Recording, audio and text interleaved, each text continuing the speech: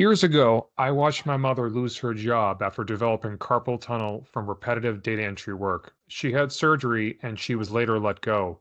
And that moment really stuck with me. And I remember thinking that there has to be a better way. That's what inspired me to create Connex, a tool that automates e commerce operations and helps businesses eliminate the kind of tedious manual work that burns people out. And that's why I'm excited to introduce today's guest. Josh Chernin is a seasoned business operations and growth expert who has spent decades helping companies scale smarter, not harder. As founder and principal of Business Improvement Group, Josh has worked with organizations across industries to improve efficiency, strengthen leadership, and drive sustainable growth. Before launching his consulting firm, he held senior roles in manufacturing and distribution, where he saw firsthand how operational bottlenecks can hold back even the most promising companies, and how the right systems and strategies can unlock their full potential. Josh specializes in helping manufacturers optimize their operations, specifically in the areas of quality improvement, supply chain management, logistics and distributions, and implementing ERP systems. He has worked with manufacturers in a wide variety of industries, including medical devices and supplies, aerospace, metals, consumer goods, in both the retail and wholesale spaces. In today's episode, we'll talk about how manufacturers can prepare for this holiday season, why companies use an ERP instead of a small business accounting system like QuickBooks, and how manufacturers can use AI. If you're in manufacturing and you want to ensure that your business is successful, this episode will give you insight into tools and strategies that can help you get there. My first question, Josh, is you mentioned that you started in the telecom research space and now you're doing consulting for manufacturing. How did you make that leap? Well, first of all, thank you for having me, Joe. I worked for a strategy consulting firm, my first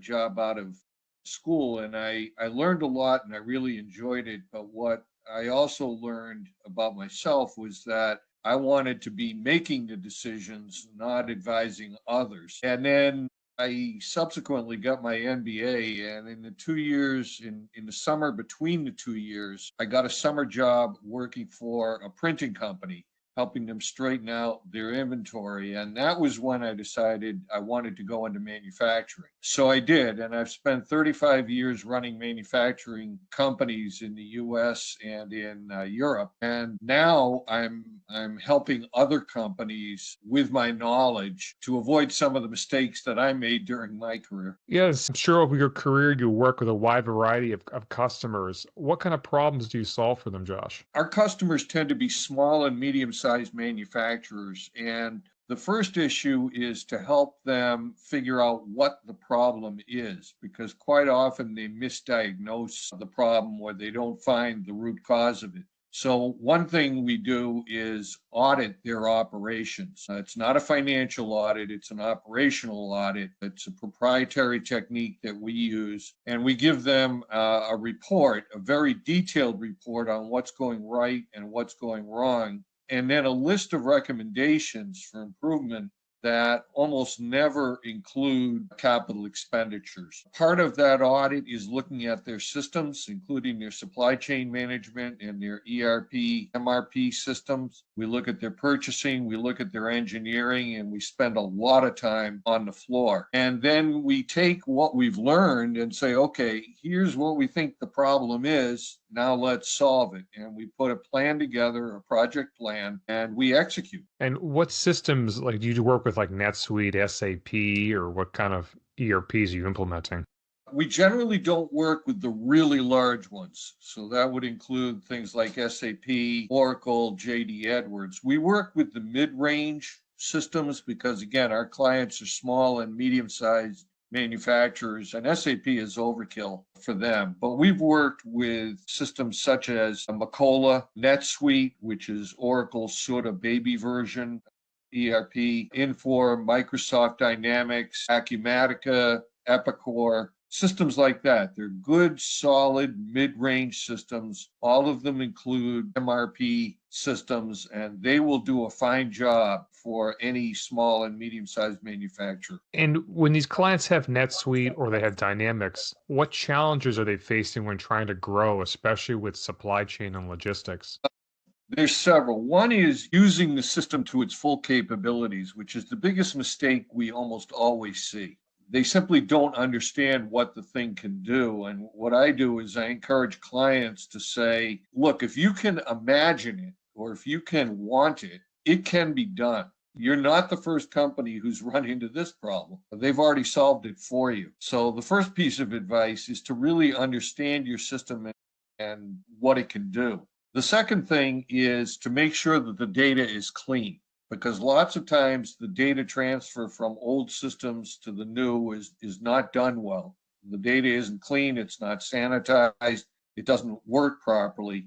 The third thing is, and I see this all the time, when you install an ERP system, you really have to understand your business. And people are frequently siloed. They understand what their department does, but they don't understand the big picture and how the pieces put together, how they fit together. So I almost run kind of mini MBA classes to explain to people, look, this is what's happening when you order something and the information is transferred from purchasing to inventory to the shop floor and back again, and then the job is eventually closed out. This is what's happening, and that's why it's important that we do it in a certain way. Other problems I see are they don't train the people on the floor either. And lots of times there are terminals at each workstation and people are trained very narrowly in what they need to know, but that's all they get trained in. And so if they make a mistake, they can't get out of it. Yeah, there's no one's cross-functional. Because you have people at a very large company, you have people that are very siloed. They do just one little job all day. We've seen that at Connex too.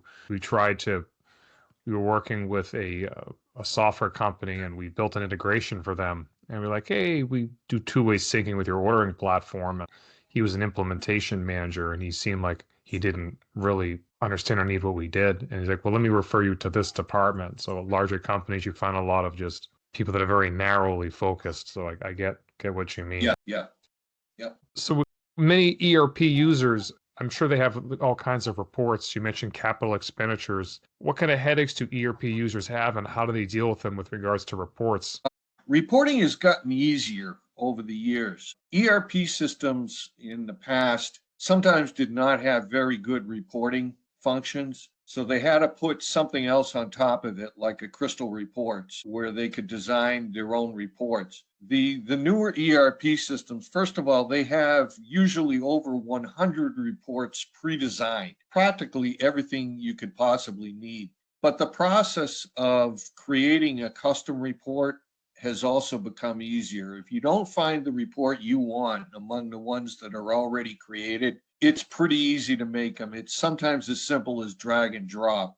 You don't need to know any programming at all. All you need to know is what do you want to see on your report. I haven't heard of Crystal Reports in years. If it's a very, it's an older reporting platform. Or when I first started to program Crystal Reports, I think it was like 2005. That's an older system. Yeah, it is. And it was clunky. It worked, but it was clunky. And that's why all the good, modern, mid-range ERP systems have a reporting function built in. Yeah, it's a good point about reports, how they can make them customizable with ERPs.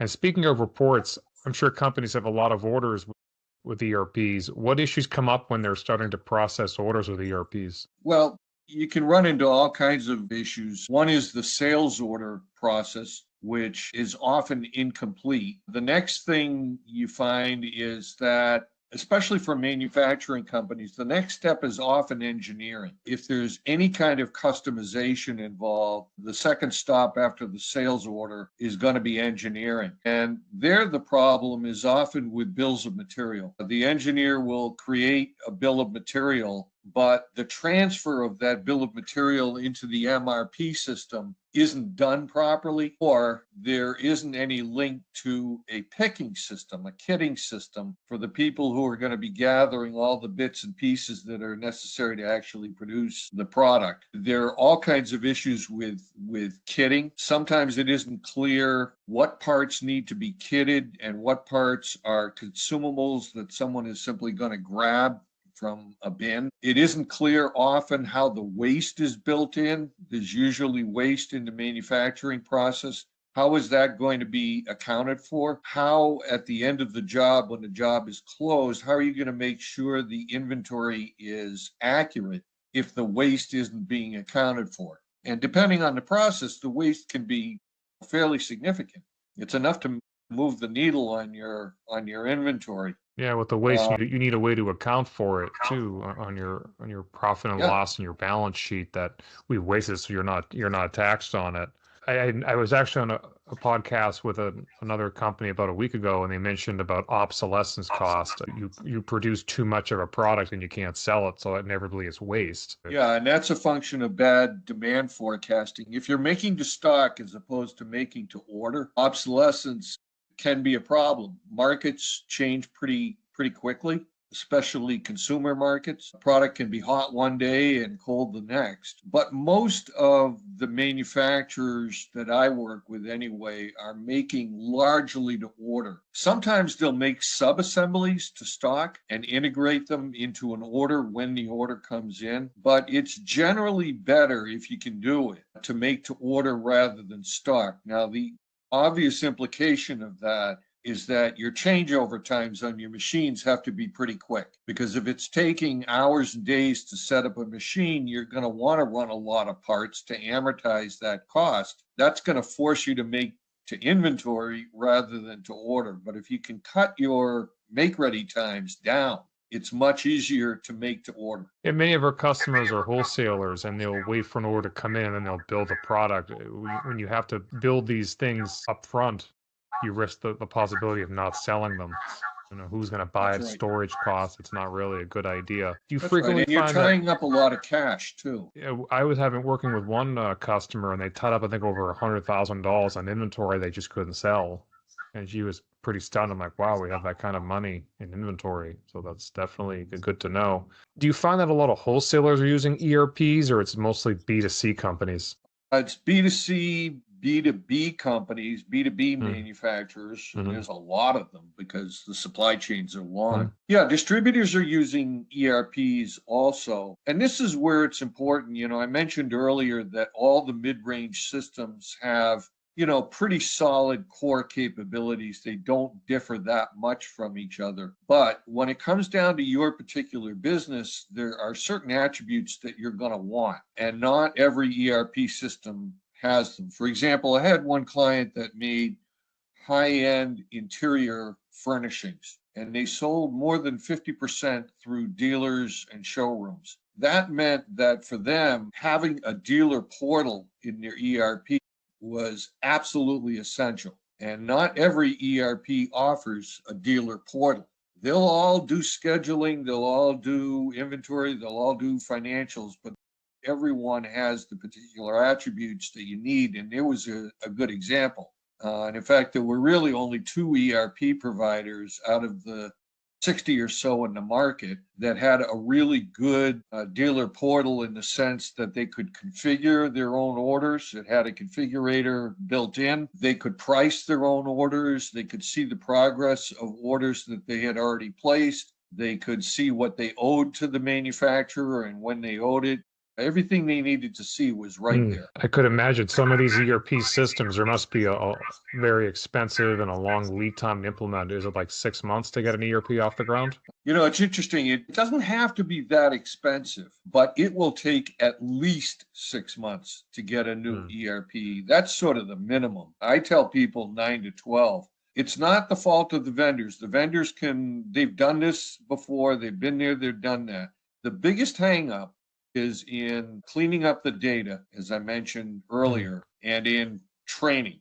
That's what takes the most time. But you're looking at, 6 months minimum, probably 12 months maximum. The costs don't have to be that high. In fact, they're surprisingly low, and they're actually coming down.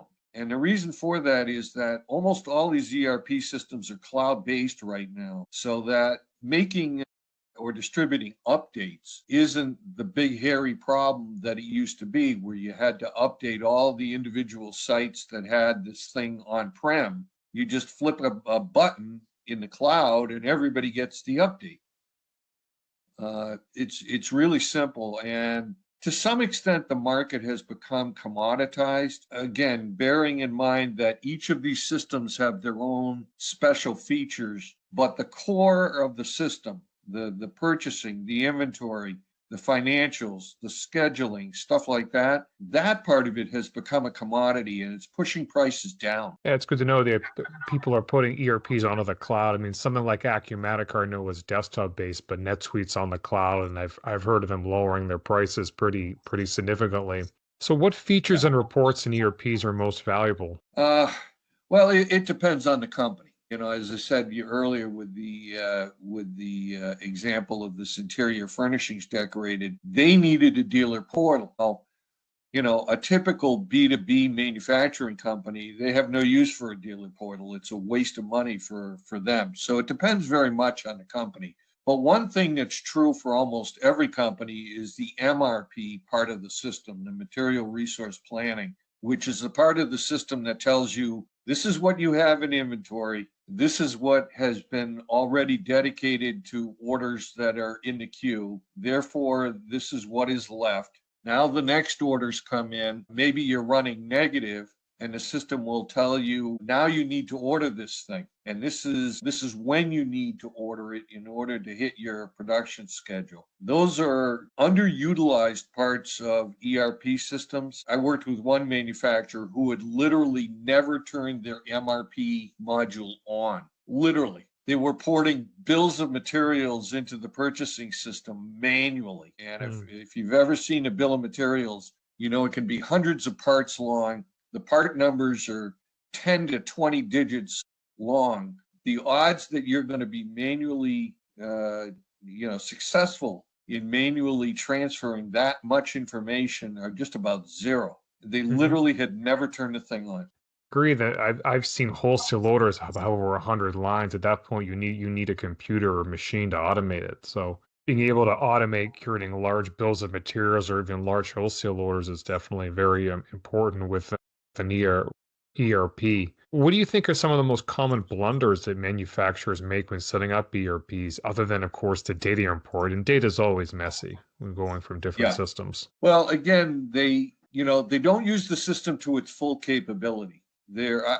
Practically every client I've worked with has come to me with a problem that was actually solvable within the ERP, MRP system. They just didn't know it had that capability. They weren't creative about putting together a solution. And, lots of times these solutions don't require programming. And the other big mistake that I see all the time, and I mentioned this earlier, is in not training people in how their own business works and what the consequence is of what they do for downstream operations. People, they do the best they can, but a lot of them simply want to get through the day. If they run into a problem, they want to solve the problem and get through the day, and they'll find a way to solve the problem, but it may not work within the system.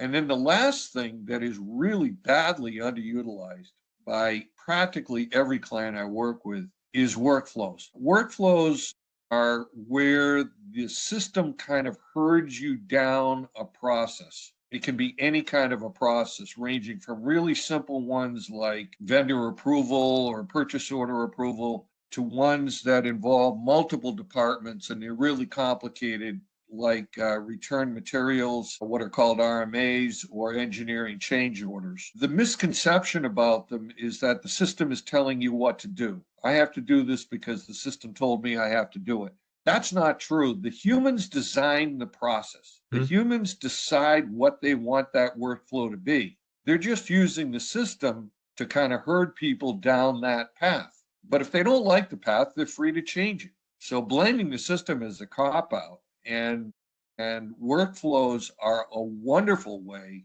of cementing processes that the humans in the company have agreed these are the best processes to follow. And they're just simply not utilized to the extent they should be. Yeah, I agree. Process is always a big issue. Every company with Connex, even we find companies that don't have a very good process of moving their orders around. And as a result, they have to do things by hand. So we're running out of time. So I'll ask one to maybe two more questions. What do you think bugs people about QuickBooks small business accounting system or other small business accounting systems? And when do they typically make a jump to an ERP? QuickBooks does very well what QuickBooks does, but QuickBooks is limited. It is in no way an ERP system that is adequate for running a manufacturing operation. People typically switch when they sense a level of confusion that just becomes intolerable.